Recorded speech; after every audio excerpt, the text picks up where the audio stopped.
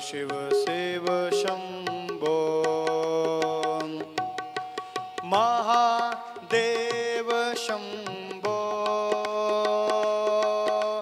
महादेव शंभो,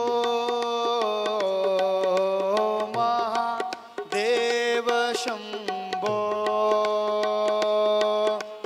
महादेव शंभो। शिव शिव शिव शंभो,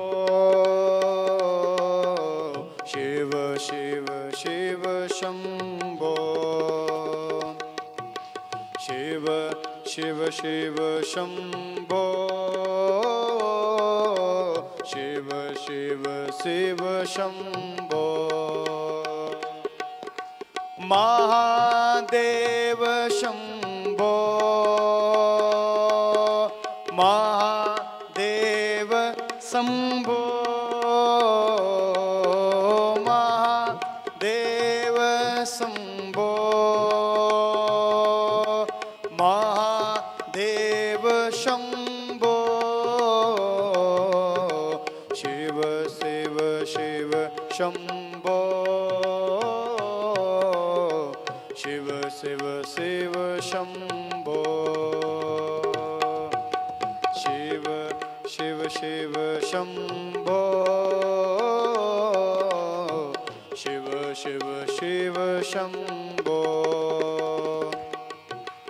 हर हर हर हर हर हर हर हर हर हर हर हर हर शंभो। शिव शिव शिव शिव शिव शिव शिव शिव शिव शिव शिव शिव शिव शंभो। शिव शिव शिव शिव शिव शिव शिव शिव शिव शिव शिव शिव शिव शंभो। हर हर हर हर हर हर हर हर हर हर हर हर हर शंभो। शिव शिव शिव शिव शिव शिव शिव शिव शिव शिव शिव शिव शिव शंभो। जय जय जय जय जय जय जय जय जय जय जय जय जय शंभो। जय जय जय जय जय जय जय जय जय जय जय जय जय Shambho. Shiv Shiv Shiv Shambho,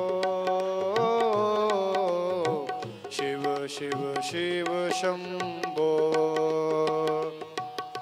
Shiv Shiv Shiv Shambho,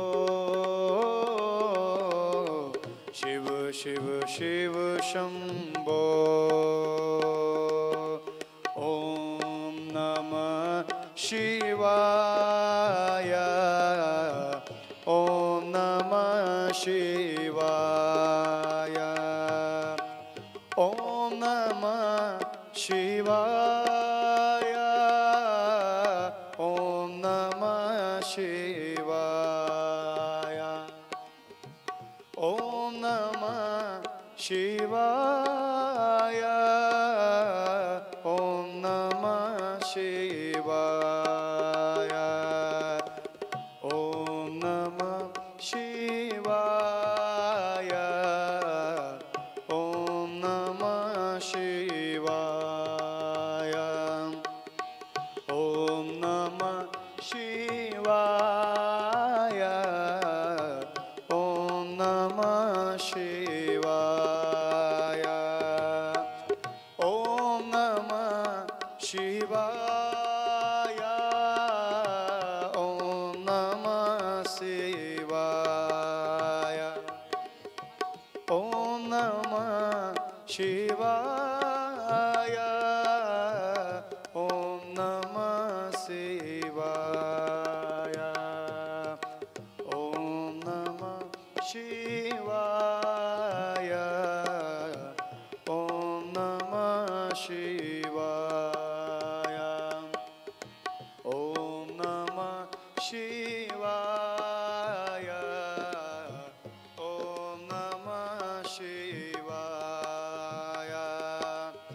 Shivaya Nama Om Nama Shivaya Shivaya Nama Om.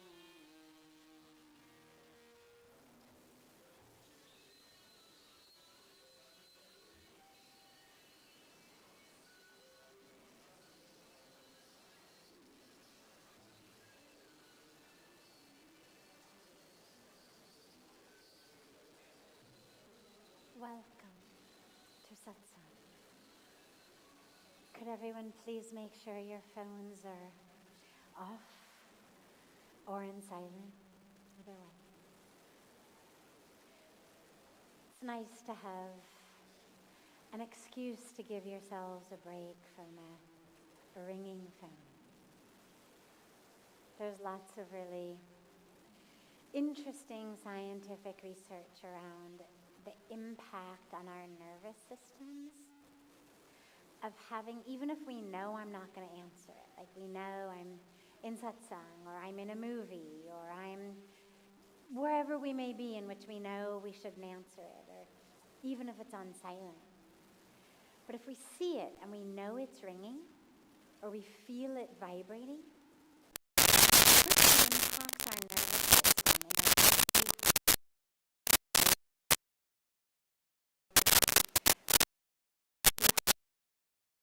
You have to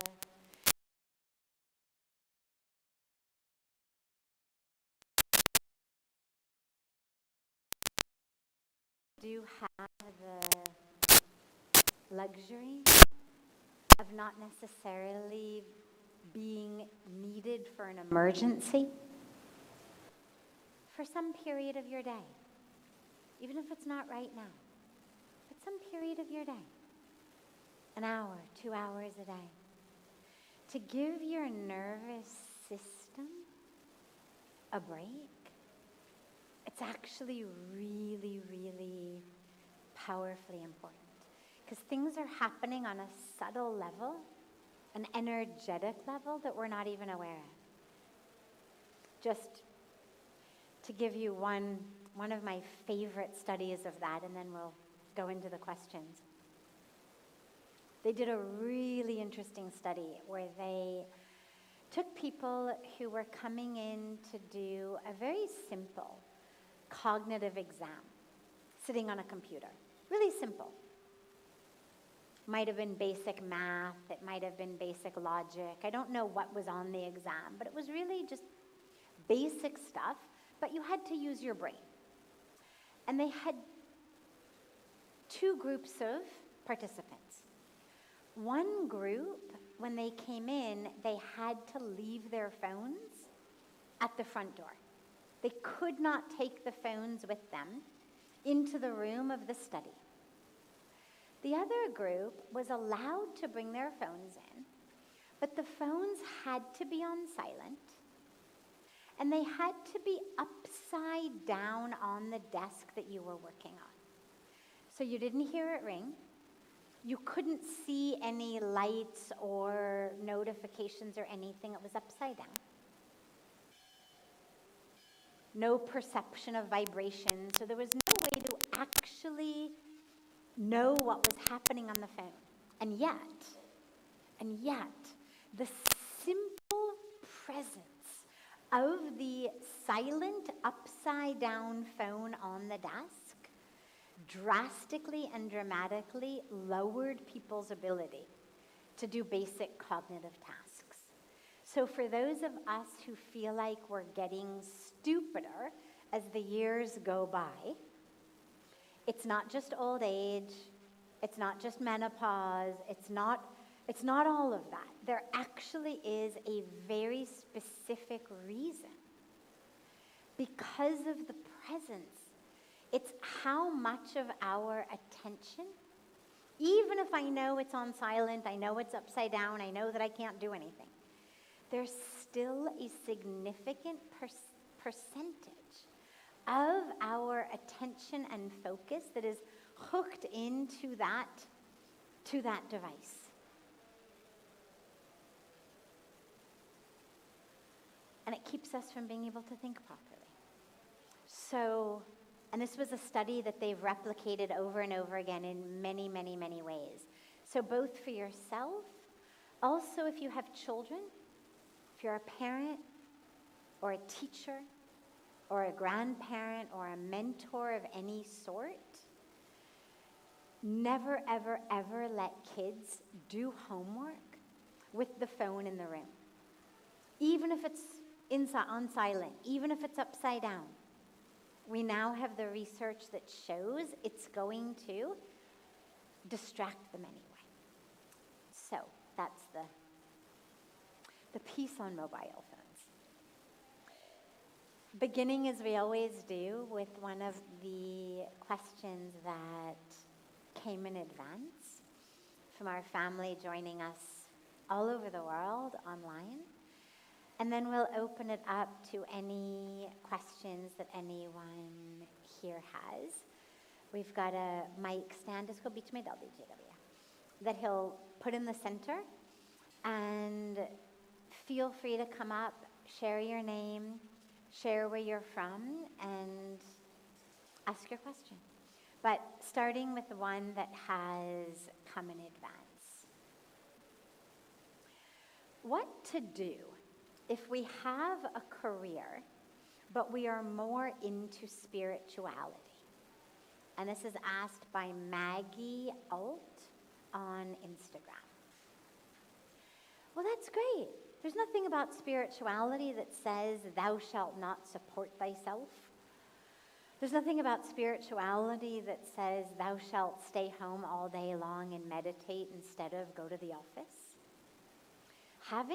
Having a job, a career, is actually considered a really core part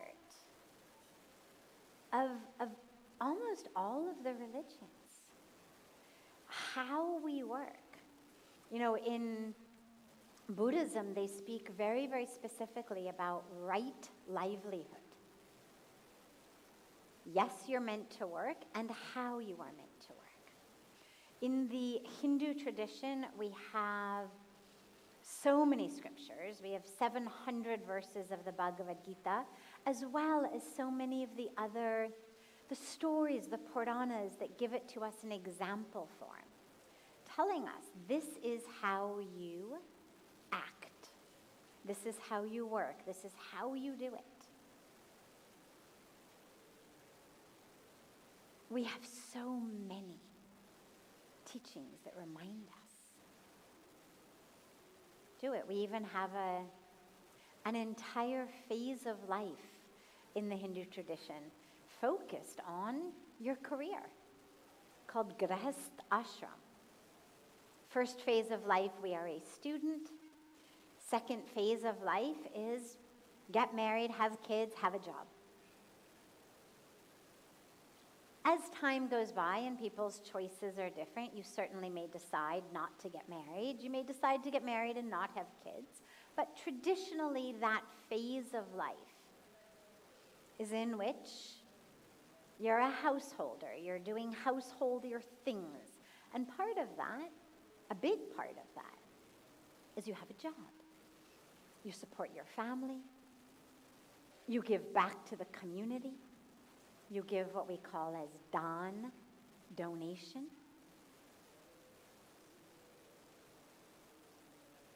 So spirituality is interlinked with jobs, work. However, how to work and what type of career. There's a couple of different ways that you can do work right, in my opinion.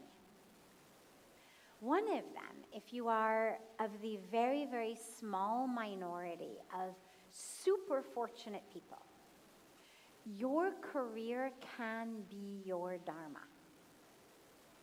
Again, very small percent of people does this actually work for. But there are some people for whom they manage to actually make a living doing something that they love, that feels like their highest purpose on planet Earth, that pulls them out of bed in the morning. I know some doctors who are like that. Definitely not all of them, but I know some who are like that. I know some professional writers who are like that, who have made it big enough to actually support themselves as writers, or artists, or singers. I know a fireman who feels like that. But it's very few. I could probably count on two hands the number of people I know who are actually making a living that is enough to support a family without any other external sources of income, by doing something that also feels like their dharma or their purpose. But it's certainly worth praying for. And if you are fortunate enough for that to happen, consider yourself super blessed. However, if that's not the way that it works out for you, that's also fine. It's really fine. You're in the big majority of people. In those cases, what you do is you allow your job to be that which lets you feed your family, donate to your community, send your kids to school, take care of your parents, fulfill these duties that we have. But you make sure that you don't allow your life to get so sucked up by it that you don't have extra time to do what feels like your dharma, your spiritual practice. So you may not necessarily push yourself to work 100 hours a week to make sure that you get the promotion. Because even without the promotion, you're making enough to feed your family. And you'd much rather punch in at 9 and punch out at 5 than be the guy who shows up at 7 and stays till 10 so that hopefully the boss notices and you get the promotion. Because it's of more value to you to have your mornings, to have your evenings, than it is to necessarily try to bring in more money. Because of course, what do we want the money for? Ease, freedom, joy. So if you're in that case, ask yourself, how much do I need?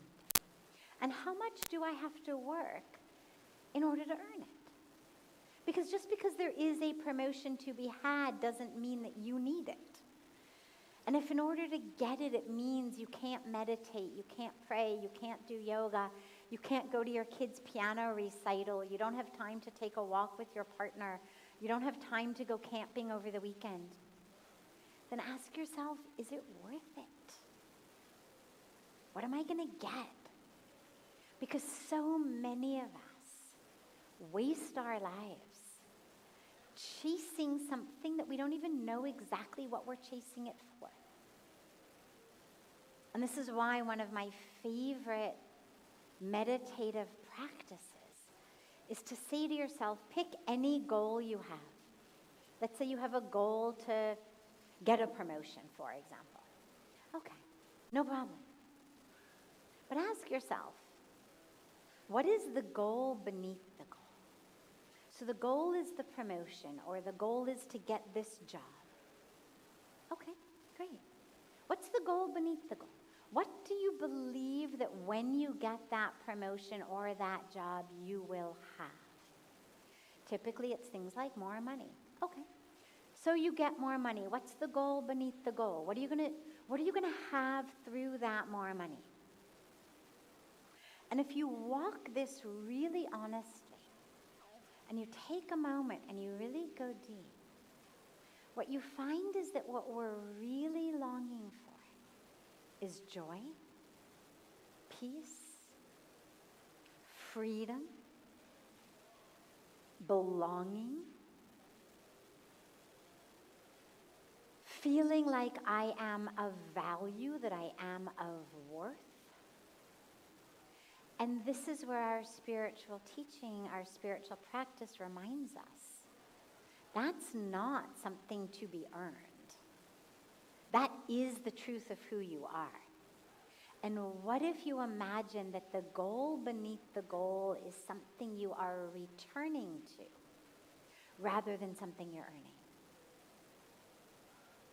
So I am returning to a state of joy, of peace, of connection within me. I don't need the job to make me do that. It is who I am. And then we're able to start getting a lot clearer about our goals. What do I want this for? Well, my kid's going off to college and I don't have enough money to send her. Okay. What can you do to earn enough money to send them? Great, do it. But it doesn't have to take over your life. Do it as many hours as you need to do it so that it gives you what you need. But the last piece is also really important. The last piece is, yes, you can make money doing anything. And again, if your dharma, if your purpose is not something that's lucrative, as for many of us it isn't. And there's nothing wrong with that. It's not like if your dharma is better, then somebody's going to pay you for it. There's certain individual dharmas that happen to be those that also overlap a career. But then there's lots of dharma that doesn't. And that's also perfect and beautiful. And so you find some other way to bring in enough money to live. But make sure that what you're doing is not out of alignment with your spiritual values and ethics. Otherwise, you will really suffer. If, for example, you get a job,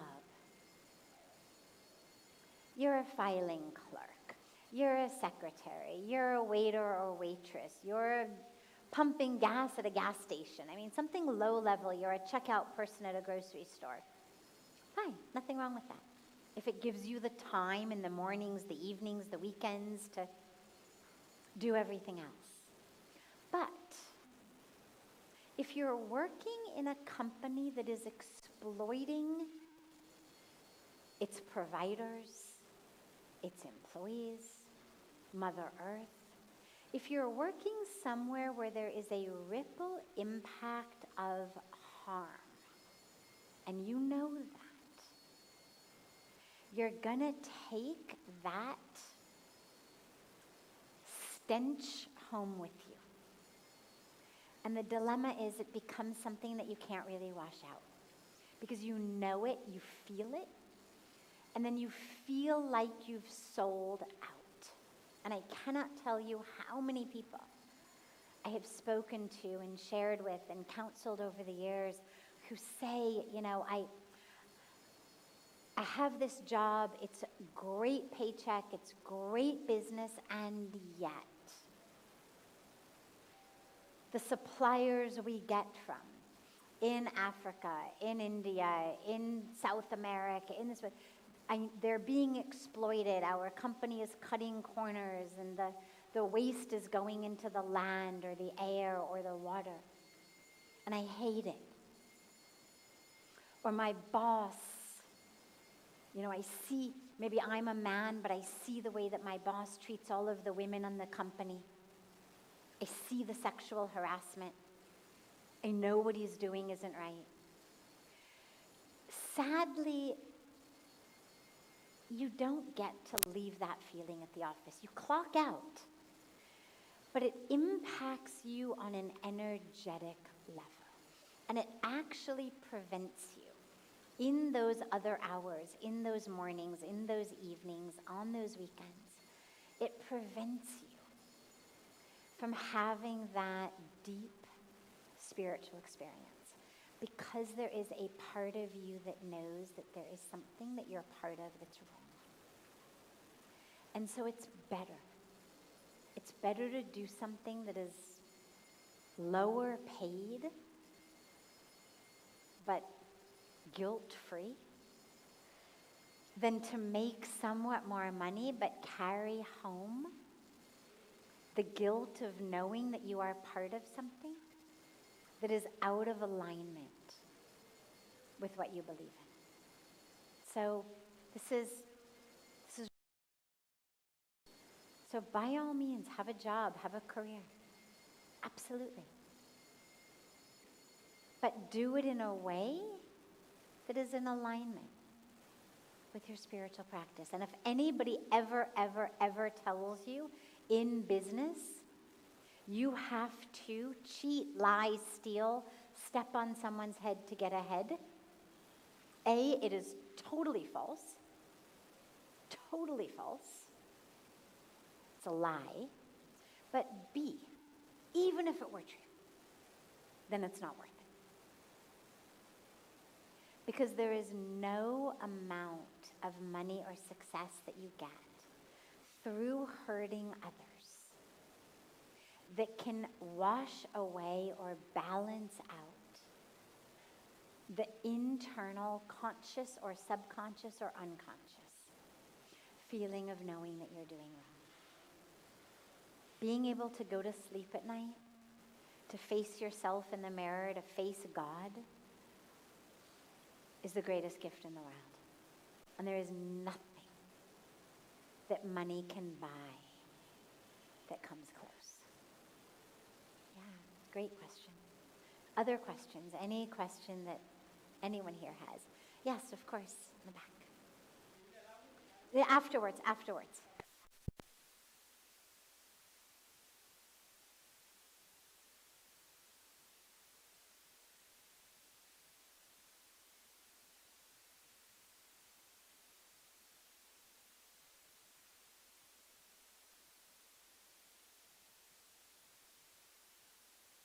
Gayatri. My name is Gayatri. I'm from Malaysia. And my question to you is, now that I've spent many days in the ashram, and every time when I do, it's such a beautiful experience, do you have any advice of how I can kind of apply it once I'm back home? And what practices can that be? Because we work, we have our responsibilities. The nature of my work is also, holding space for others. What advice do you have on how I can kind of continue this? Great question. Thank you. And the answer is actually really easy. It seems difficult because here you're in a full day of activities and programs, so it seems like, oh my God, how am I going to bring this home? But you actually can. In the morning, make sure that you have just a few minutes of meditation. You may not have to do a whole fire ceremony. Maybe once a week, maybe Sunday morning, have a yagya at home. It's beautiful. Invite your friends, invite the neighbors. But at least every morning, 10 minutes, 15 minutes if you can. Sit. Do some japa. Do some meditation. Reconnect. Connect with that truth of you. In the evening, have arati. If you can't have a full arati, again, do it once a week at least. But if not, at least have a few minutes of prayer together in the family. And the arati itself, literally the actual arati, if you took away the kirtan, the arati itself is like 3 minutes. So there's no reason you can't do that. Just before dinner, put on the arati. Have a thali in your home temple. Maybe sometimes you have the extended version with kirtan and Hanuman Chalisa and all of that, but at least on a daily basis, have the arati, have one mantra, Sarve Bhavantu Sukhina. Teach the family to pray for all. 3 minutes arati, 1 minute mantra. 4 minutes. But it will change the dynamics. Everybody comes home stressed, busy. In 4 minutes, you've changed the dynamics of the family. Now everybody's going to digest their food much better. So those are 2 pieces. Third, before sleep, again, 10 minutes, 15 if you can. Come back, Come back, just re-anchor, back in meditation. You can bring in Pujya Swamiji's beautiful evening practice of introspection. Look back on the day. Where did I, he speaks about plus points and minus points. As someone who's very hard on herself, and so for whom the idea of minus points from the beginning became really easy and kind of a way for me to self-flagellate at the end of the day, I think of it more as when I remembered and when I forgot. It's the same thing. It's just a different vocabulary. As, someone like Pujya Swamiji, who doesn't have an internal predisposition to self-flagellation, great, plus points, minus points, it's wonderful. Here was what I did great today. Thank you, God, it was all due to you. Here's what I didn't do so well today. Give me strength.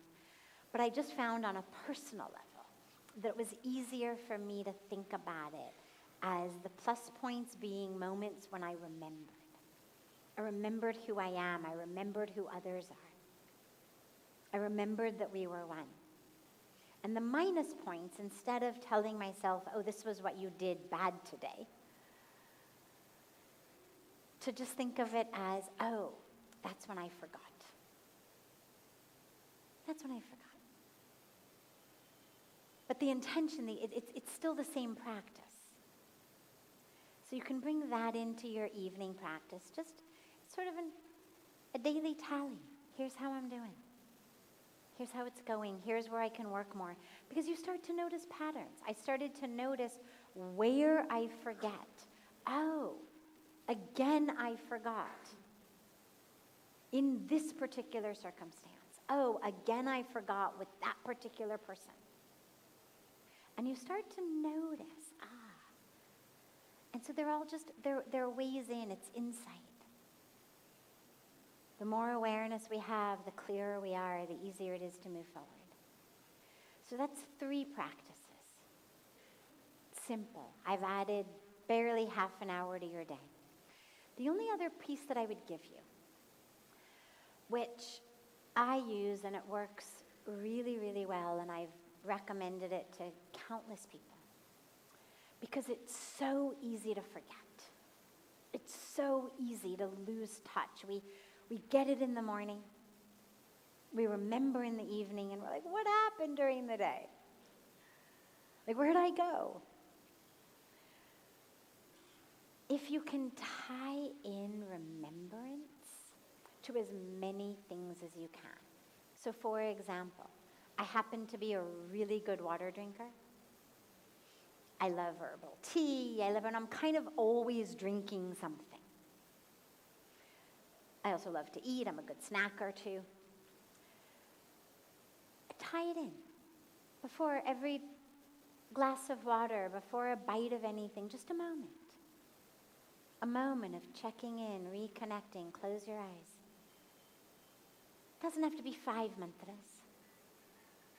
At least once a day, or a couple times a day when you have a proper meal, do a full nice prayer inside. But throughout the day, whatever you're going to have, just a moment. And for me, it typically is like this. It's imperceptible to anyone really other than myself. It looks like this. That's it. It's a moment. And I drop in, I connect, it's thank you. It's, oh, yeah, here we are. Because that's all it takes to remember. And so tie it into what you do. If you happen to, drive a lot or be a taxi driver as you're living, well then tie it into every time you turn on the ignition. If you spend a lot of your time writing emails, every time before you hit send, just a moment. It doesn't matter what it is. They're just tools, something that you do a lot. And tie in a moment of remembrance to everything that you do. And then you'll find that you remember all day long. And it literally doesn't take more than a moment. Wonderful. Yes. Yes. Yeah, we'll come back to you. We'll come back to you. Yes, please.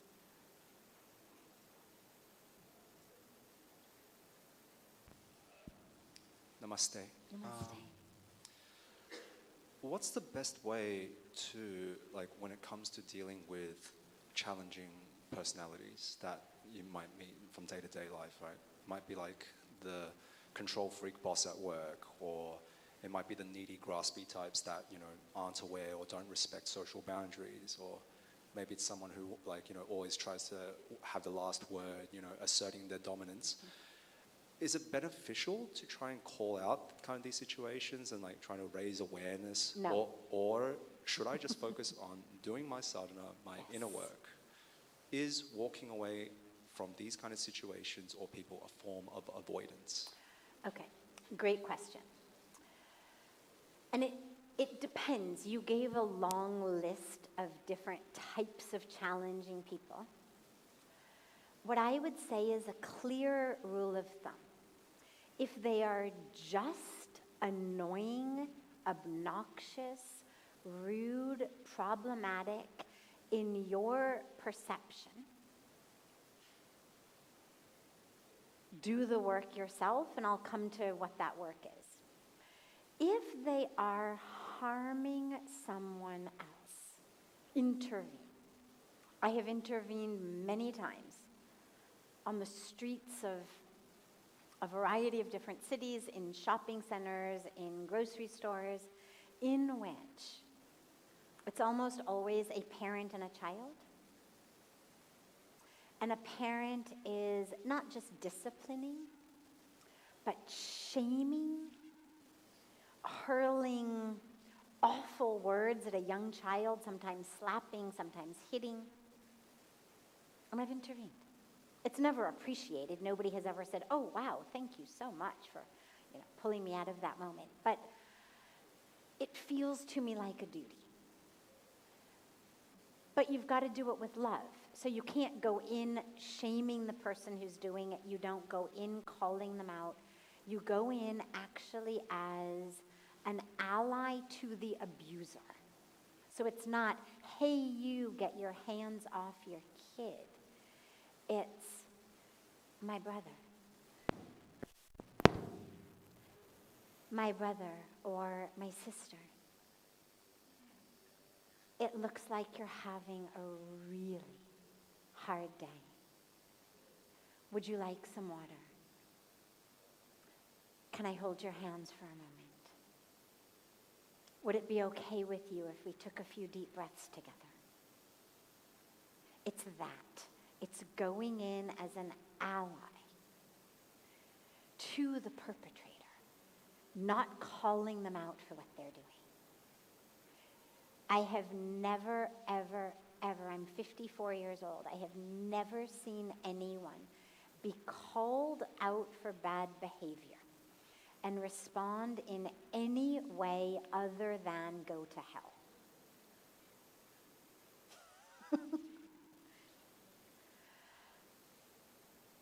The only times that you get them to simply be quiet, it doesn't change them, they're seething inside they're saying go to hell, they're just not saying it out loud, is if the person who's calling them out happens to be a boss, a teacher, like somebody actually with the power to fire them, to send them to the principal's office, to fail them.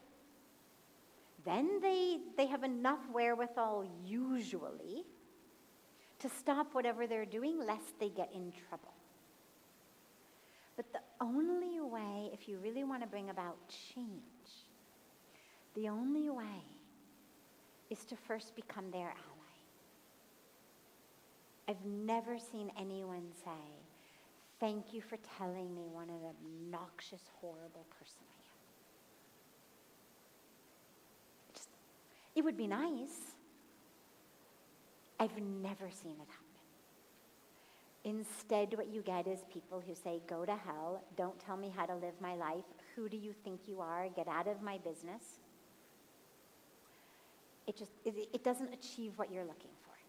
So if they're harming someone, absolutely intervene, but intervene with as much love as you possibly can. But in the first case, if they just are violating what feel to you like social norms of general kindness, politeness, sort of a dharmic good way of being in communication. That's something that you just work on within yourself. And what's interesting is the people, a core rule in psychology is the people who annoy you the most are the ones who remind you of some aspect of your own personality that you don't want to face. And so the first rule of thumb is, why do I find that particular person and that particular behavior so intolerable? Because it's really interesting to look within. And then practice equanimity. Equanimity, balance. This is core Bhagavad Gita teaching. The yogi, the wise one, is the one who is balanced, who is anchored in pleasure, in pain, in success, in failure, in the ups and downs, with people they like, with people they don't like. It's that. So allow yourself to be unimpacted by that. In the same way that you walk through a supermarket and there's certainly some things that you really like to eat and some things that you would never eat them even if somebody paid you. But it doesn't ruin your mood to walk by things that you wouldn't eat even if someone paid you. Because you understand, okay, this is available, this is also available. I enjoy this, I don't enjoy that. This feels good, that doesn't feel good. But it doesn't upset you. The ultimate goal is to be triggered less and less. And so, everybody's got a personality. For me, on a personal level, one of the ways that I deal with that is I am fascinated, just fascinated by people's bad behavior. Really, the psychologist in me is so interested by it. I'm also, by the way, equally interested in my own bad behavior or my own reaction. So I'll say things to myself like, that is so interesting that that person or that thing triggered you so much. But simultaneously, I'll think, my God, it is so interesting to me that that person is so rude. Like, do they really think that that's an acceptable way to be? And I just allow the psychologist in me to be very curious, very fascinated, and you sort of start to move through the world looking at people as case studies. The highest spiritual way is look at them as soul, look at them as God, look at them as divinity. But when we are finding ourselves stuck in our own individual karmic journey and unable to see this annoying person as source, spirit, divinity, well, at least see them as a psychological case study. And instead of being triggered, just allow yourself to start to wonder, what would make somebody act like that? And it's actually really fascinating when you get into it, because we say things like, well, that's just because they're crazy, or that's just because they're an idiot, or that's just because they are a mean person. But if you ask them why they do it, nobody says, oh, it's because I'm crazy or because I'm a mean person. Or, oh, yeah, that's just because I'm an idiot. Nobody says that. Everybody's got a reason. If somebody said to you about your bad behavior, like, hey, why do you do this? You'd have a reason. Either a reason that justifies it, or at least a reason that explains it. And I was always, from childhood, I was always interested in that. I mean, you take mass murderers, take, Charles Manson sorts. They have reasons. There have been all kinds of fascinating interviews, books written on, like, the minds that think they're doing the right thing by committing mass murder. We know it's wrong. We put them in jail to keep them from harming people. But if you can see them as case studies that are fascinating, rather than being personally triggered by them, it's going to make your spiritual life and your psychological life much richer and much more peaceful. Yeah. Wonderful. Sure, yes. And then you.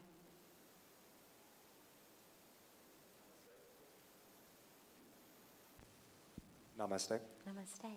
I'm Ethan from San Francisco.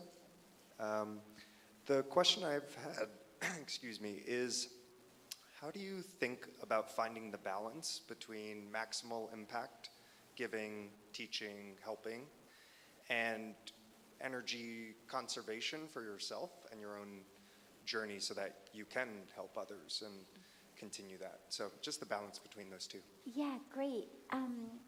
Both, obviously, but the ultimate goal, and here's what I found. If you realize that you are not the one benefiting others, that you are not the one serving them, that you are not the doer, it doesn't take up nearly as much energy. It's very enervating. It's very tiring to be constantly doing for others, to be constantly the one who has to give and serve. But if you realize, I'm not the doer, I am the vehicle through which doing is happening, then it doesn't take up nearly as much energy. So the way we think about what we're doing, much more so than actually what we're doing, determines whether it's energizing or enervating. If nobody else holds up their end of the bargain and I'm the one who has to do everything, I'm exhausted before I get out of bed every day. But if I realize that God is the doer, I'm just this instrument. I mean, I can't even wake myself up in the morning if there weren't a power, a force that woke me up. I couldn't even digest my breakfast if left to my own devices. If there were not a power in here over which I have zero control and zero involvement other than to try to feed it healthy things,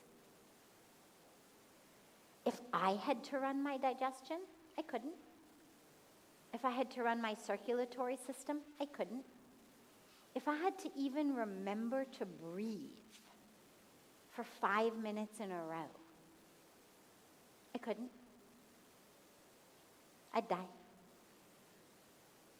So you realize, oh my God, I can't even keep my body alive long enough to get out of bed in the morning. Who do I think I am that I'm the one doing this and doing that? So if you can realize you're just an instrument,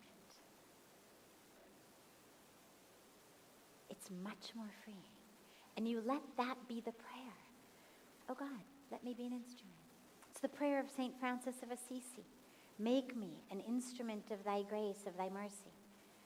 Where there is darkness, let me bring light. Where there is hatred, love. Where there is injury, pardon. Like whatever is needed in the moment, let me be the instrument for it. You know what's needed. You're the manifester. You're the, factory. I'm just the instrument that provides. That You flow through me. So if you can allow your service of others to be that, you'll find that you don't need to do nearly as much refueling. You need a lot fewer warm baths with rose petals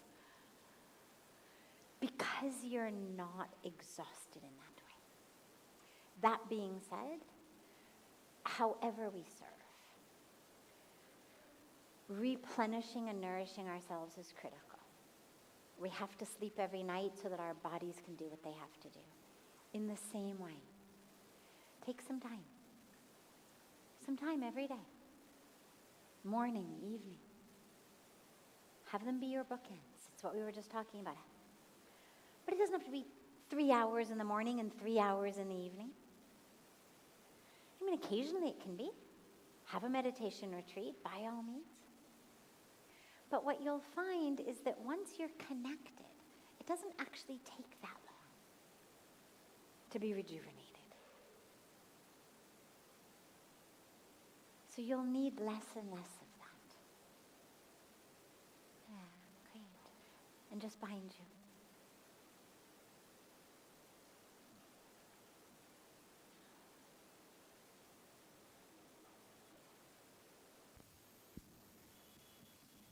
Hi, I'm David from Denmark.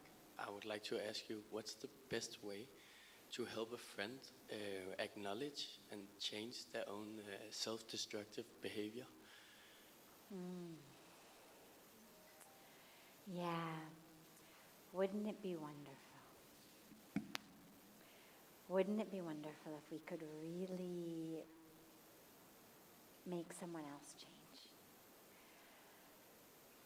Sadly, we don't actually have that power. But what you can do is you can create the space in which they can have the awareness that they are worthy and valuable. Self-destructive behavior is because I've got a belief in me that I don't actually deserve happiness, that I don't actually deserve love, that I'm unworthy. Maybe I believe it because of something that happened in my family of origin, some way I was raised. Maybe I had a teacher who once told me I was worthless and I would never amount to anything. Whatever it is, I've got some pattern inside, what we call a sanskara. And it becomes a self-fulfilling prophecy. And so there's a lot of self-sabotage, because on a deep level, I believe I'm unworthy. Some of us have other deep psychological issues, again, from family of origin usually, where there's a family that is troubled in a lot of ways, unsuccessful in a lot of ways, not just financially, but in their emotional lives, their relationship lives, their lives in general. You see a lot of people self-sabotage because there's a bit of tribal loyalty. And it sounds weird, but if we were raised in a family of people who were drug addicts, alcoholics, people who were depressed, people who were miserable, people who were negative, people who never made something of themselves, there's very frequently a belief inside that somehow to become happy is to be disloyal to the family I came from. That there's a sense of tribal loyalty to also be miserable, to also be unsuccessful, to also be angry, to also abuse alcohol or drugs. It's a kind of, this is how we do things, situation. And if we haven't done inner work, we find ourselves reenacting patterns that we got in our childhood for no good reason except this is what I know. And if I do something different, does it mean that my parents were wrong? And that's a hard thing. So the best thing that you can do is create space for him or her to realize that who they are at the core is valuable and worthy, and that they are entitled to health, love, success, joy, peace. Depending on their religion, there may be beautiful scriptural passages, all religions have them, about God's love, about God's mercy, about God's compassion. Find those passages. In the Hindu tradition, we believe that at the very core of who we are, we're divine. That actually is our nature. And that our work is to go back to that nature. If they will let you in a little bit deeper, you could work to find out where and how they adopted the belief that they were not enough, that they were not right. Because sometimes when we can pinpoint who told us this, where it came from, then we have one of those, oh yeah, that was just, my 5th grade teacher going through the divorce. Oh yeah, that was just, my 26-year-old mother doing the best that she could in the midst of her fear and her confusion. And suddenly we're like, oh yeah, that's so not true. I don't have to believe it just because it was told to me by that person at that time. And we start to have freedom to be different. Create the space, love them. If they're open to therapy, if they're open to spiritual work, take them to meditation. Let them touch and experience the fullness of who they are, the divinity of who they are. If they're open to therapy, try to get them in. Whatever you can do. But the most important thing is making them know that you love them, that you are there, that you see in them someone worthy of love, someone worthy of care, someone worthy of success, someone worthy of happiness, and just keep reflecting that back to them. Yeah. Wonderful. We will take all of the rest of the questions tomorrow, as many as we can get to. I hope that you all have a beautiful, beautiful rest of your evenings, a beautiful morning and day to our family joining us from all over the world online, and so, so, so much love to all of you. Thank you, Pujya Sadhviji, for your always surprising and delightful wisdom that you share with us daily. Some important things about connection were talked about today, and one of the ways you can stay connected when you're not